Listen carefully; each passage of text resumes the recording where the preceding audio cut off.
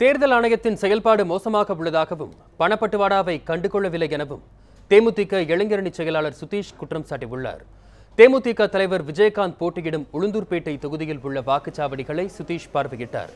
பின்னர் நியூஸ் 7 தமிழ் செய்தியாளர்களிடம் பேசிய அவர், தேமுதிக தமிழ் மாநில காங்கிரஸ் மக்கள் நல கூட்டணி 150 இடங்களில் வெற்றி பெறும் என நம்பிக்கை தெரிவித்தார்.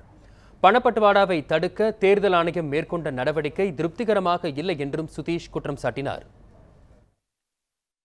ஆனால் இந்த தொகுதியில் பார்த்தீங்கன்னாக்கா அதிமுக ஓட்டுக்கு 1000 2000 கொடுத்துருக்காங்க. உங்களுக்கே தெரியும், அவங்க தீவிரமாக பணம் கொடுத்துருக்காங்க.